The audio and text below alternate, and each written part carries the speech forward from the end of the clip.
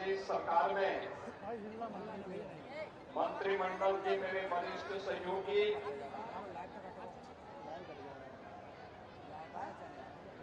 लोक निर्माण विभाग के मंत्री और पीलीभीत लोकसभा क्षेत्र से भारतीय जनता पार्टी के प्रत्याशी श्री जितिन प्रसाद जी, प्रदेश सरकार में ही मेरे मंत्रिमंडल के सहयोगी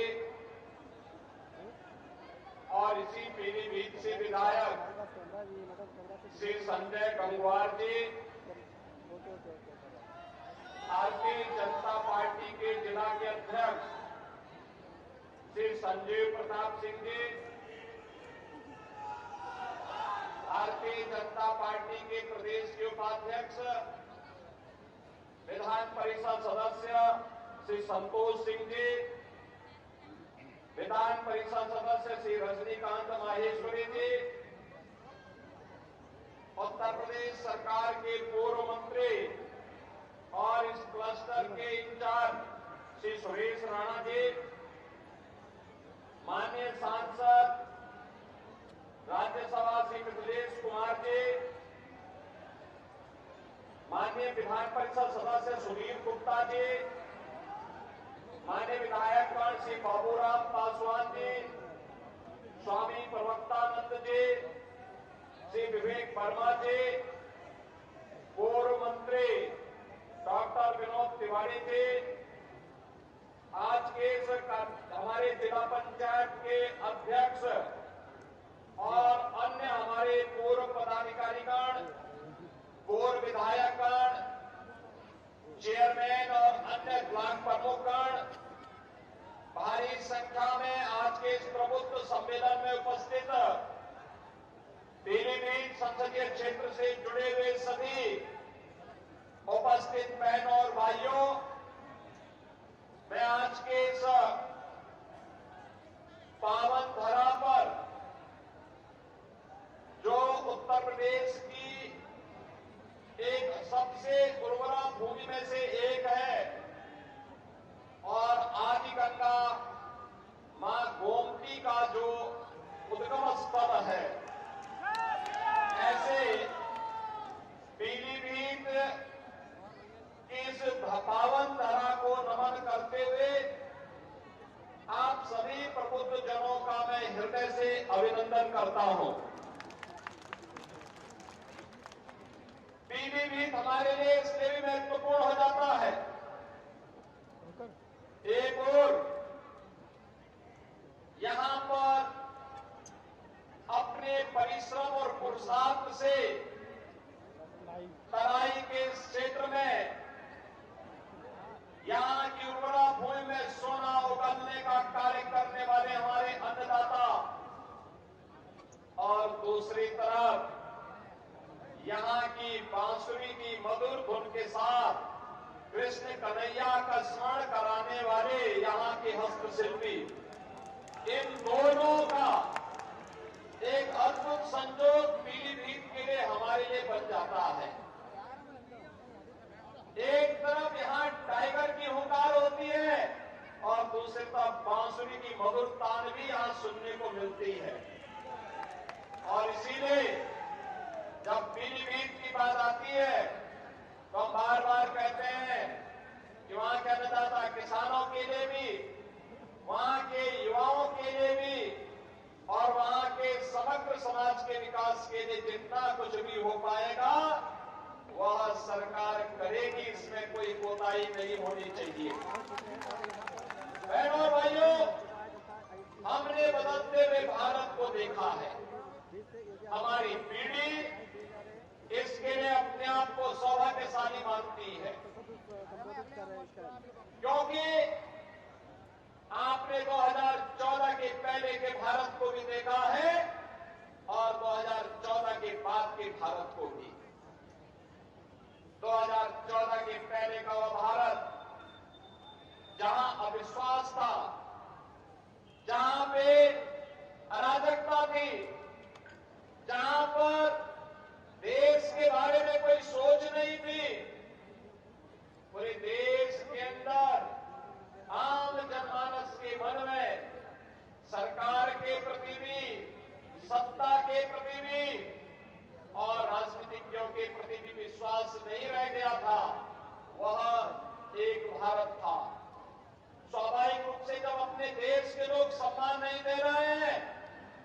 दुनिया के लोगों ने भी सम्मान देना बंद कर दिया था। एक वो भारत था जहां पर अन्नदाता किसान आत्महत्या कर रहा था, युवा पलायन कर रहा था, देश के अंदर कहीं उग्रवाद था, कहीं नक्सलवाद था, आपस में जातीय वैमनस्यता की खाई इतनी चौड़ी थी कि कोई व्यक्ति अपने आप को सुरक्षित नहीं महसूस करता था। और उत्तर प्रदेश के बारे में तो कहना ही क्या है, यहां दंगा होता था। कभी सहारनपुर में सिख विरोधी दंगे हुए थे, कभी मुजफ्फरनगर में, कभी बरेली में, कभी बहेड़ी में, कभी मुरादाबाद में, कभी लखनऊ में। कोई कस्बा, कोई नगर, कोई जनपद नहीं बचा था जहां दंगे और कर्फ्यू की कहर लोगों ने न सहन की। ये उत्तर प्रदेश की पहचान थी। बेटियां सुरक्षित नहीं थी, व्यापारी सुरक्षित नहीं था, उद्यमी पलायन कर रहा था। ये 2014 के पहले के भारत और पहले के उत्तर प्रदेश की स्थिति थी। आज 2024 में जो हम हैं, दुनिया के अंदर भारत का सम्मान बढ़ा है। दुनिया के अंदर जो भारतीय रहता है आज बड़े गर्व से कहता है कि मैं भारत का निवासी हूं।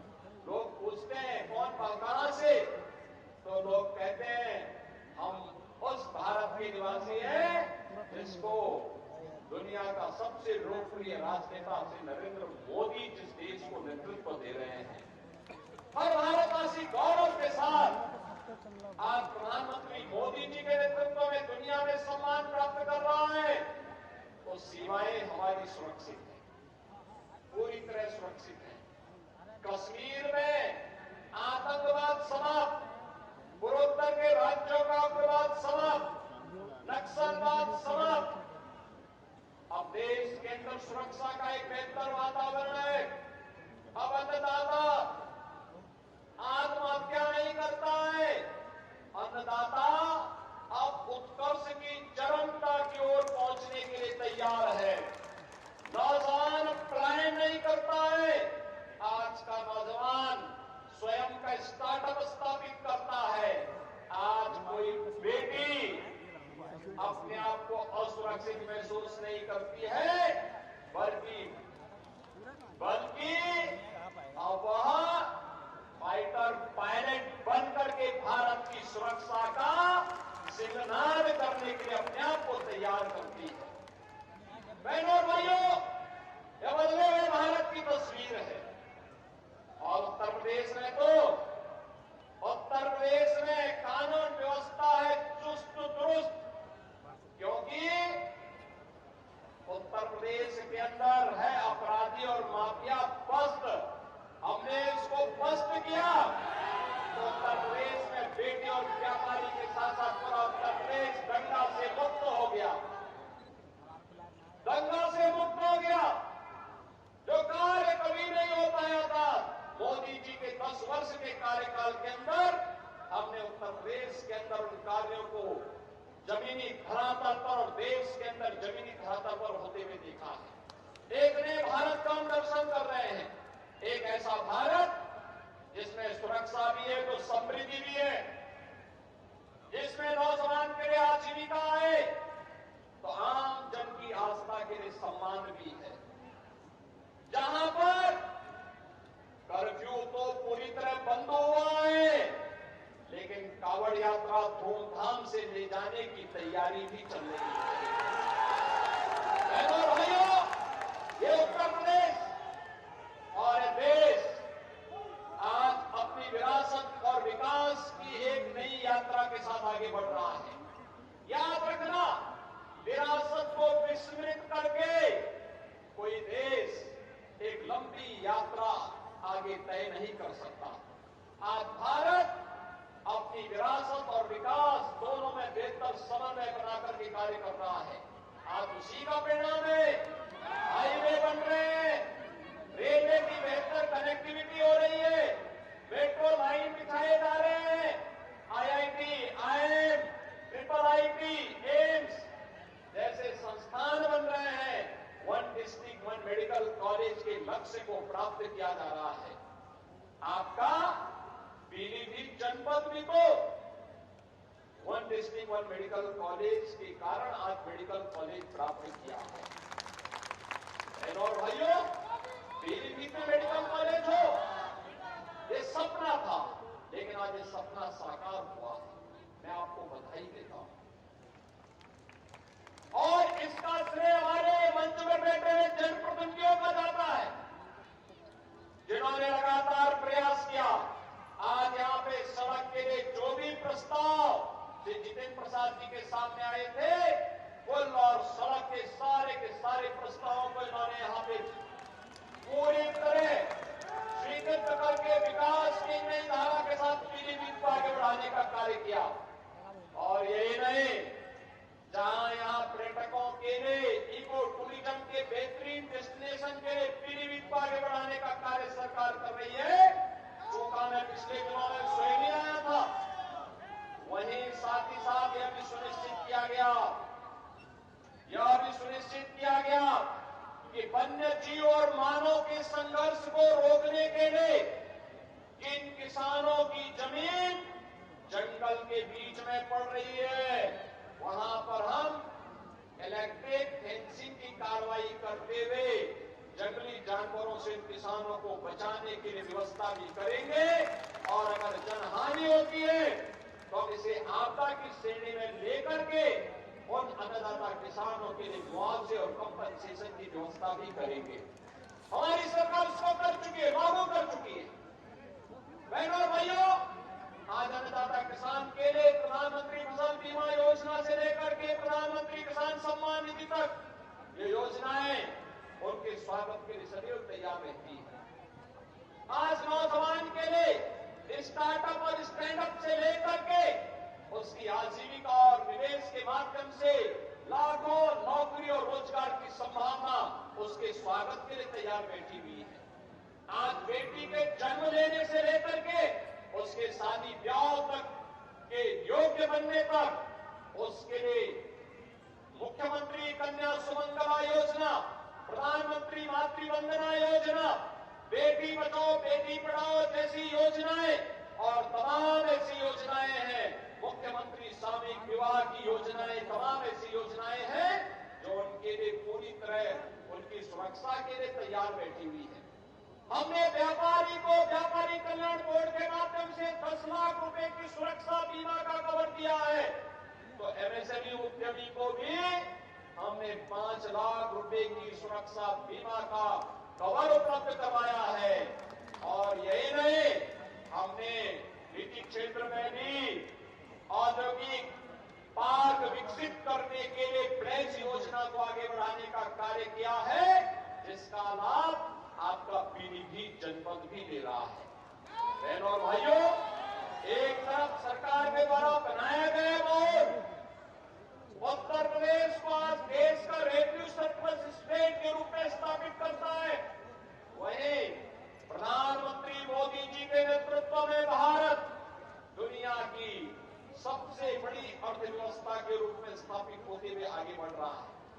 आपने देखा होगा जब 2014 में मोदी जी ने देश की बागडोर संभाली थी, तो बहनों और भाइयों, उस समय भारत दुनिया का 11वीं अर्थव्यवस्था के रूप में जाना जाता था।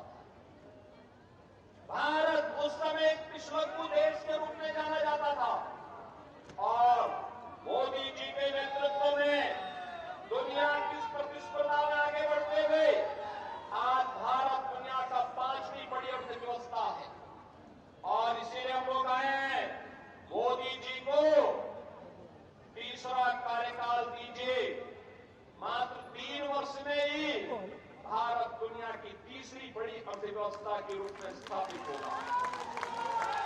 तीसरी बड़ी अर्थव्यवस्था का मतलब हर नौजवान के हाथ को कार्य होगा, हर बेटी और व्यापारी सुरक्षा के एक माहौल में स्वावलंबन के मार्ग को अग्रसर करते हुए देश को नेतृत्व देगी। अन्नदाता किसान कई गुना आमदनी के साथ कार्य करते हुए देश के विकास में अपनी भूमिका का निर्वहन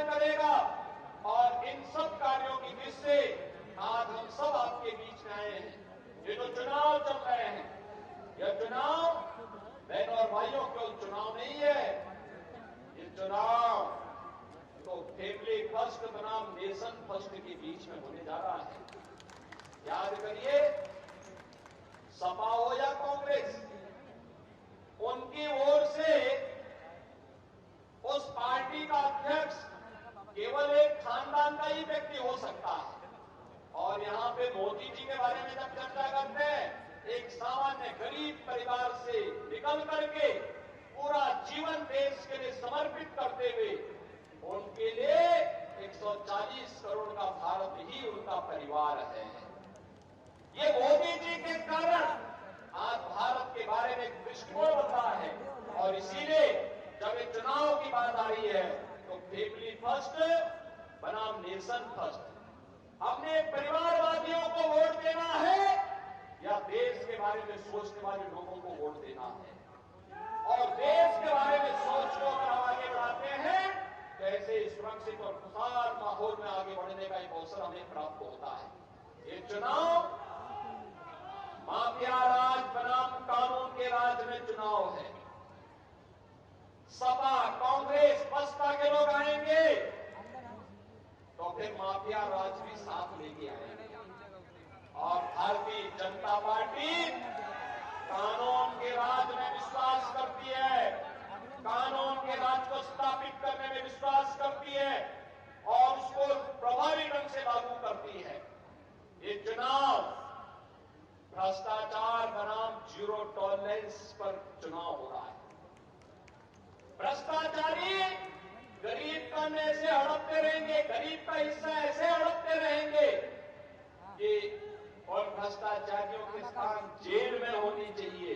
यह तय करने के लिए इस प्रकार की दृढ़ इच्छा शक्ति की सरकार चाहिए और यह कार्य भारतीय जनता पार्टी के नेतृत्व में ही होगा। ये चुनाव तुष्टीकरण बनाम सबका साथ और सबके विकास का चुनाव होगा। तुष्टीकरण जातिवाद मजहब के आधार पर इस प्रकार का भेदभाव होता था, चेहरा देखकर के योजनाओं का लाभ दिया जाता था। लेकिन भारतीय जनता पार्टी ने मोदी जी के नेतृत्व में भारतीय जनता पार्टी की सरकार ने सबका साथ और सबके विकास के माध्यम से हर व्यक्ति को अपने साथ जोड़ने का काम किया है। योजना का लाभ सबको, सुरक्षा सबको, गरीब कल्याणकारी योजनाओं का लाभ सबको, लेकिन तुष्टीकरण किसी का नहीं। और भाइयों बहनों, ये चुनाव स्वार्थ के परिवार और मोदी के परिवार के बीच भी है। मोदी का परिवार 140 करोड़ का भारत मोदी जी का परिवार है। स्वार्थ का परिवार आपने देखा होगा, चाहे वह कांग्रेस हो या सपा हो, ये सब स्वार्थ का परिवार है। ये चुनाव जातिवाद बनाम गरीब कल्याण का होगा। आप सोचो, 80 करोड़ लोगों को देश के अंदर फ्री में राशन मिल रहा है, 60 करोड़ गरीबों को फ्री में देश के अंदर 5 लाख रुपए की स्वास्थ्य बीमा का कवर मिल रहा है, 15 करोड़ गरीबों को यूपी के अंदर राशन की सुविधा का लाभ मिल रहा है, 10 करोड़ गरीबों को यूपी के अंदर स्वास्थ्य बीमा का आयुष्मान भारत की योजना का लाभ मिल रहा है। देश के अंदर 12 करोड़ अन्नदाता किसानों को प्रधानमंत्री किसान सम्मान निधि का लाभ मिल रहा है। 4 करोड़ गरीबों को सिर ढकने के लिए एक छत उपलब्ध हुई है। 2.5 करोड़ गरीबों को देश के अंदर फ्री में बिजली के कनेक्शन मिले हैं। 10 करोड़ गरीबों को देश के अंदर उज्ज्वला योजना में फ्री में रसोई गैस के कनेक्शन उपलब्ध हुए हैं।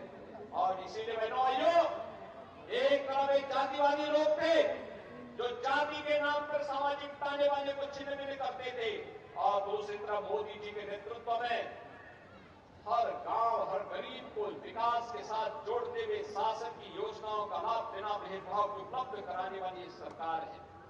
यह चुनाव एक तरफ विकास की रफ्तार को आगे बढ़ाने वाली सरकार है और दूसरी तरफ देश के खिलाफ षड्यंत्र करने वाले तत्वों के बीच में होने जा रहा है। और इसीलिए आज के इस अवसर पर मैं आप सबके बीच में आया हूं आपसे अपील करने के लिए। हमें तय करना है आपने सपा और बसपा के कार्यकाल को भी देखा है। बड़े युवाओं को रोजगार नहीं दे पाते थे, उनके हाथों में तमंचे लहराते थे। हमने उन युवाओं के हाथ में टैबलेट देने का काम किया है। टैबलेट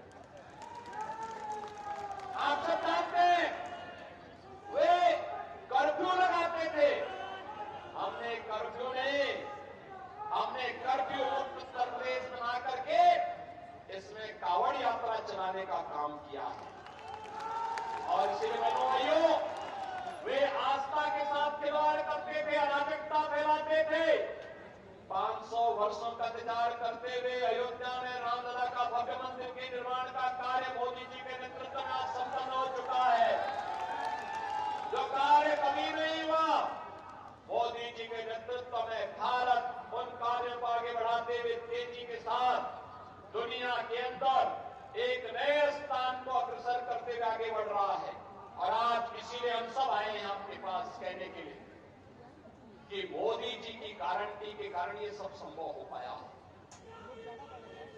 बहनों भाइयों, मोदी की गारंटी का मतलब, मोदी की गारंटी का मतलब देश के अंदर 12 करोड़ किसानों को प्रधानमंत्री किसान सम्मान निधि की सौगात। मोदी की गारंटी का मतलब देश के अंदर 4 करोड़ गरीबों को सिर ढकने के लिए प्रधानमंत्री आवास योजना का उपहार। मोदी की गारंटी का मतलब देश के अंदर 10 करोड़ गरीब महिलाओं के लिए प्रधानमंत्री उज्ज्वला योजना में रसोई गैस के कनेक्शन की सौगात। मोदी की गारंटी का मतलब 12 करोड़ गरीबों के घर में एक शौचालय की सौगात। मोदी की गारंटी का मतलब देश के अंदर 80 करोड़ गरीबों को फ्री में राशन का उपहार। मोदी की गारंटी का मतलब 60 करोड़ देशवासियों को फ्री में 5 लाख रुपए की स्वास्थ्य बीमा का कवर।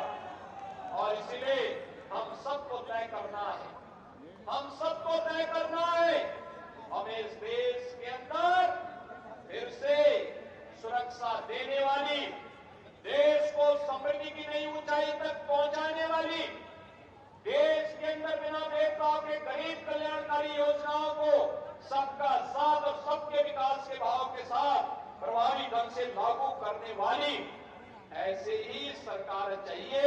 और इसलिए देश के अंदर आवाज आ रही है, एक ही आवाज है। बड़े फैसले कर रहे हैं इंतजार, फिर एक बार, फिर एक बार, फिर एक बार, अब की बार, अब की बार। और इसलिए बहनों और भाइयों, मैं आप सभी प्रबुद्ध जनों के पास आया हूं। हमने आपको एक ऐसा प्रत्याशी दिया है जो प्रदेश सरकार में एक बड़े मंत्रालय का संचालन कर रहे हैं, जिनके पास विकास के कार्यक्रमों को आगे बढ़ाने का एक विजन है, जो सहज है, सरल है और पीलीभीत वासियों के लिए अपरिचित नहीं है। वे भी पीलीभीत के ही रहने वाले हैं, पीलीभीत के ही रहने वाले हैं और आप कभी भी उनके यहां जा सकते हैं। कोई बंधन नहीं, कोई दुराव नहीं, किसी से बैर नहीं, व्यवहार कुशल है, सबको गले लगाने वाले हैं। और ऐसे जितिन प्रसाद जी को भारतीय जनता पार्टी ने पीलीभीत की आवाज को देश की सर्वोच्च पंचायत में पहुंचाने के लिए अपना प्रत्याशी बना करके आपके बीच में उतारा है। बहनों और भाइयों, मैं आप सभी प्रबुद्धजनों से अपील करने के लिए आया हूं। चुनाव के दौरान किसी प्रत्याशी के लिए ये संभव नहीं होता है कि वो गांव-गांव और घर-घर जा सके। हमारे विधायक मेहनत कर रहे हैं, वे जाएंगे, पदाधिकारी जाएंगे, चुनाव की प्रबंधन की टीम जाएगी और चुनाव मात्र 15 दिन आपके पास है प्रचार के लिए। और मेरी आप सबसे अपील है, मैं प्रबुद्धजनों के साथ बातचीत करने के लिए इसलिए आया हूं क्योंकि अभी 9 तारीख को प्रधानमंत्री जी आएंगे, उस दिन भी मैं आऊंगा ही, उसके बाद भी हम पीलीभीत में आएंगे। लेकिन मैं आपसे अपील करूंगा, मेरी अपील होगी आप सबसे, आप समाज की ओपिनियन को बनाते हैं, आप समाज को जागरूक करते हैं, समाज को नेतृत्व देते हैं, अलग अलग समाज के अधिवक्ता समुदाय, शिक्षक समुदाय, चिकित्सक समुदाय, व्यापारी समुदाय, इंडस्ट्री के लीडर, सीए, समाज के अलग अलग पेट्रोलियम डीलर एसोसिएशन भी होगा, युवाओं के संगठन भी होंगे, धर्माचार्य के संगठन भी होंगे, मीडिया से जुड़े हुए प्रतिनिधि भी होंगे, हमारे अलग अलग समुदाय से जुड़े, सिख संगत से जुड़े हुए हमारे प्रतिनिधि भी होंगे। वे सभी लोग, और सबसे मैं अपील करूंगा, आपकी ये जिम्मेदारी बनती है कि चुनाव को आप अपने हाथों में लेकर के श्री जितेंद्र प्रसाद जी को देश की सर्वोच्च पंचायत में भेजने के लिए नेतृत्व स्वीकार करें। एक एक घर तक आपको जाना है और आपसे मैं अपील करूंगा, ये जिम्मेदारी आपको निभानी होगी। इसलिए निभानी होगी क्योंकि इसके बाद तब 5 साल तक फिर आप उसको गांव-गांव में दौड़ा सकते, गांव-गांव में जाएंगे, विकास की जिन योजनाओं को लेकर के विधायकों के साथ हमारे पास आएंगे और योजनाओं को जमीनी धरातल पर उतारने की जिम्मेदारी फिर हमारी होगी।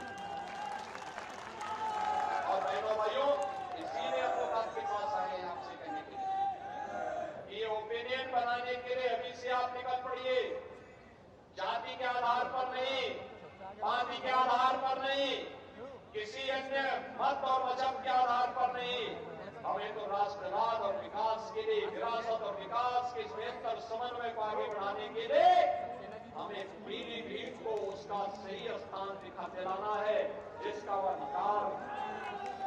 अधिकारी बनता है, जिस पर उसका अधिकार बनना है।